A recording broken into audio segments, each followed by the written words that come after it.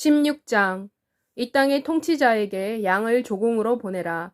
셀라로부터 광야를 지나 시온의 딸의 산으로. 이는 모압의 딸들이 보금자리에서 쫓겨나 방황하는 새처럼 아르논 나루에서 서성거릴 것이기 때문이다. 그들이 이렇게 말할 것이다. 조언을 해주시고 심판을 내려주십시오. 대낮에도 당신의 그림자로 밤처럼 되게 하여 쫓겨난 자를 숨기시고 도망가는 자를 배반하지 마십시오. 모압의 쫓겨난 자들이 당신과 함께 있게 하시며 파괴자로부터는 피난처가 되게 하십시오. 폭력이 사라지고 파괴가 끝나고 약탈자들이 이 땅에서 사라질 때 자비 속에서 왕자가 세워질 것이다. 다윗의 장막 안에 있는 그 왕자에서 정의를 구하고 공의를 신속히 행하는 한 분이 진리 가운데 앉을 것이다. 우리는 모압의 오만 곧 모압이 매우 교만하다고 들었다. 모압의 거만함과 자만과 분노를 들었다. 그러나 그들의 자랑은 거짓이다. 그러므로 모압이 모압을 위해 소리내어 울 것이다. 모압에 있는 모든 사람이 울 것이다. 이는 너희가 길 하레셋의 건포도빵 때문에 슬퍼하고 마음 아파할 것이기 때문이다. 헬스본의 들판이 시들고 신마의 포도원도 내버려졌다. 나라들의 통치자들이 그 좋은 포도나무들을 짓밟았다. 그 포도나무는 야세레까지 이르렀고 광야에까지 뻗었다. 그 뿌리가 뻗어서 바다를 건넜다. 그러므로 내가 야세를 위해 우는 것 같이 신마의 포도나무를 위해서도 운다. 오 헤스본이여, 엘르알레여, 내가 눈물로 너를 적신다. 내 여름과일과 내 농작물의 추수에 대한 기쁨의 외침이 끝났기 때문이다. 즐거움과 기쁨이 농사짓는 땅에서 떠났고 포도원에서는 외치는 소리와 기뻐하는 소리가 들리지 않는다. 이제는 포도 짜는 틀에서 포도를 짜는 사람이 없다. 추수의 환호성이 그쳤다. 그러므로 하프처럼 내 마음이 모압으로 인하여 신음하며 또 내 영혼이 길 하레셋으로 인하여 신음한다. 모압이 산당에서 지쳐있는 것이 보였다. 그가 기도하기 위해 그의 성소로 갈 것이지만 그가 이룬 것이 없을 것이다. 이것은 여호와께서 이미 오래전에 모압에 관해 말씀하신 것이다. 그러나 이제 여호와께서 이렇게 말씀하신다. 정해진 품꾼의 기한처럼 3년 내에 모압의 영화와 그 많은 주민들이 멸시를 당할 것이며 그 남은 수가 아주 작아 보잘 것이 없을 것이다. 17장. 다마스쿠스에 대한 예언이다. 보아라, 다마스쿠스가 성읍으로 있지 못하고 폐허의 무더기가 될 것이다. 아로엘의 성읍들이 버림을 받아 양떼가 드러눕는 장소가 되어도 그들을 방해하는 사람이 없을 것이다. 에브라임 요새들이 사라질 것이며 다마스쿠스의 주권이 사라질 것이다. 시리아에 남은 사람들도 이스라엘 백성의 영광처럼 될 것이다. 만군의 여호와의 말씀이시다.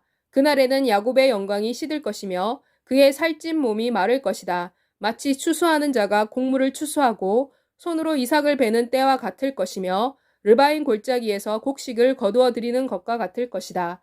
그에게도 이삭 죽기만 남아 있을 것이다. 이는 마치 사람이 감람나무를 흔들 때 제일 높은 가지에 2-3개의 열매가 달려있고 무성한 가지에 4-5개의 열매가 남아있는 것과 같다. 이스라엘의 하나님 여호와의 말씀이시다. 그날에 사람들이 그들을 만드신 분에게로 마음을 돌릴 것이며 그들의 눈은 이스라엘의 거룩하신 분을 바라볼 것이다. 그들은 그들의 손으로 만든 제단에 마음을 두지 아니할 것이며 그들의 손가락으로 만든 아세라 상이나 태양 신상을 바라보지 아니할 것이다.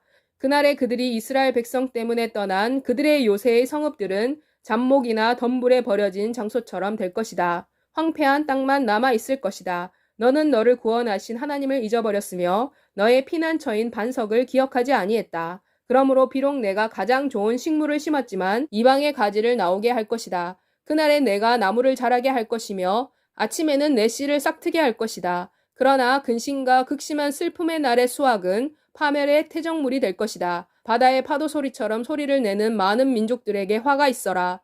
거센 물의 급류같이 달려오는 민족들에게 화가 있을 것이다. 민족들이 거센 물의 급류처럼 달려올 것이다.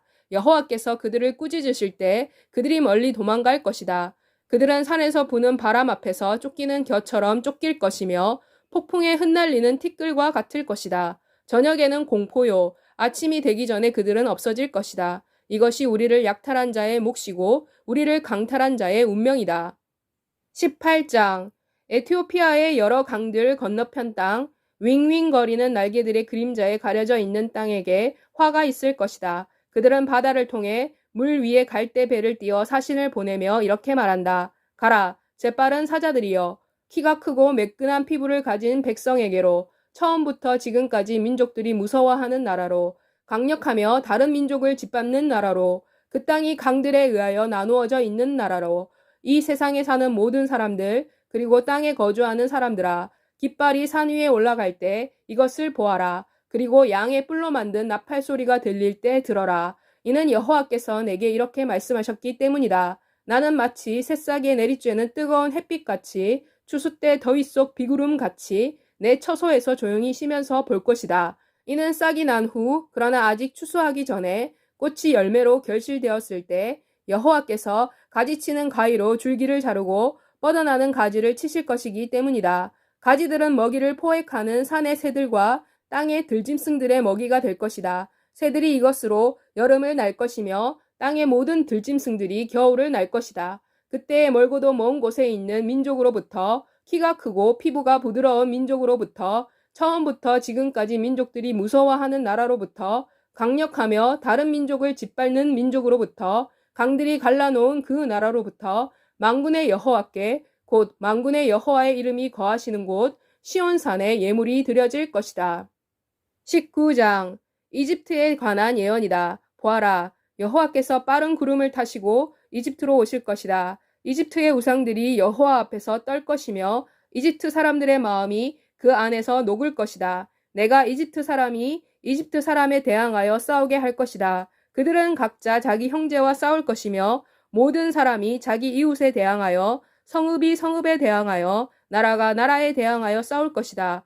이집트의 기운이 소진될 것이며 내가 그들의 계획을 좌절시킬 것이다. 그리고 그들은 우상과 죽은 사람의 영과 신접한 사람과 마술사들에게 물어볼 것이다. 내가 이집트인을 잔인한 주인의 손에 넘겨줄 것이다. 그리하여 포악한 왕이 그들을 다스릴 것이다. 만군의 여호와의 말씀이시다. 바다에서 물이 없어질 것이고 강물이 바싹 마를 것이다. 운하들에서는 악취가 나며 이집트의 시내들도 말라버리고 갈대와 골풀들도 시들 것이다. 또 나일 강변의 파피루스와 나일 강을 따라 심은 모든 식물도 시들고 날려가서 없어질 것이다. 어부들도 탄식할 것이다. 나일 강에 낚시를 던지는 자는 모두 슬퍼하며 또 강물에 그물을 던지는 자는 활기를 잃을 것이다. 세마포를 만드는 자는 실망할 것이고 실을 짜는 사람과 털을 짜는 사람들도 화를 낼 것이다. 옷 만드는 사람들이 낙심할 것이며 품꾼들이 슬퍼할 것이다. 소안의 귀족들은 정말 바보들이며 현명한 바로의 조언자들도 우둔한 조언만 한다. 누가 바로에게 나는 현인들의 자손이며 옛 왕들의 자손이다 라고 말할 수 있느냐? 진정으로 너희 지혜로운 자들이 어디 있느냐? 그들로 하여금 말하게 하여라. 그들로 하여금 찾아내게 하여라. 만군의 여호와께서 이집트에 대하여 세워두신 계획이 무엇인가를. 소안의 귀족들은 어리석게 되었고 노베 지도자들은 속임을 당했다. 그들은 그들의 부족의 주류인 이집트를 잘못 인도했다. 여호와께서 이집트에 혼란의 영을 섞어 넣으셨다. 마치 술 취한 자가 토하면서 비틀거리는 것 같이 그들이 이집트를 잘못 인도하여 이집트가 하는 모든 일을 그르치게 했다. 머리든지 꼬리든지 종려나무 가지든지 갈대든지 무엇이든지 이집트를 위해서 할 수 있는 것이 아무것도 없을 것이다. 그날의 이집트는 여인과 같을 것이다. 이들은 벌벌 떨며 겁에 질릴 것이다. 이는 만군의 여호와께서 그들을 향하여 손을 드실 것이기 때문이다.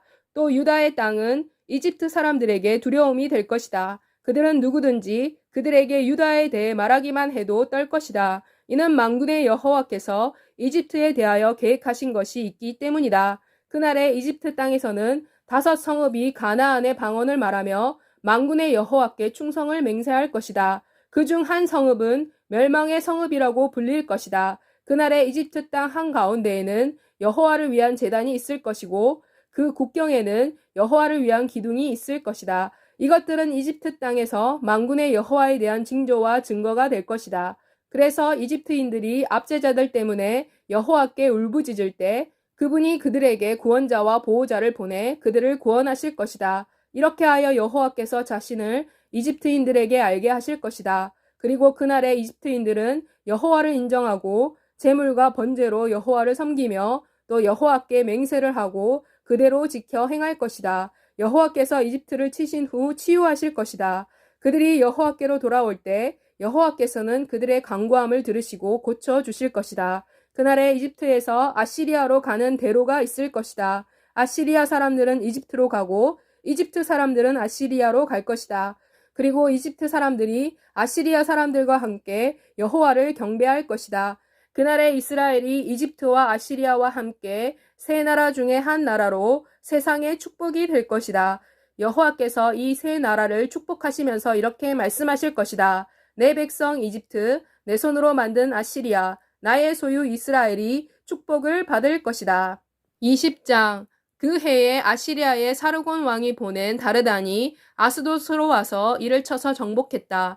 그때 여호와께서 아모스의 아들 이사야에게 말씀하셨다. 내 허리에 두른 베옷을 벗고 발에서 신발을 벗고 다녀라. 그는 그렇게 하고 벗은 채 맨발로 다녔다. 또 여호와께서 말씀하셨다. 내 종 이사야가 이집트와 에티오피아를 반대하는 상징과 표적으로 3년 동안 벗은 몸과 벗은 발로 다닌 것처럼 아시리아의 왕이 이집트의 포로와 에티오피아에 사로잡힌 자를 노소할 것 없이 다 벗은 몸과 벗은 발로 볼기를 드러낸 채로 끌고 갈 것이다. 이것은 이집트의 수치이다.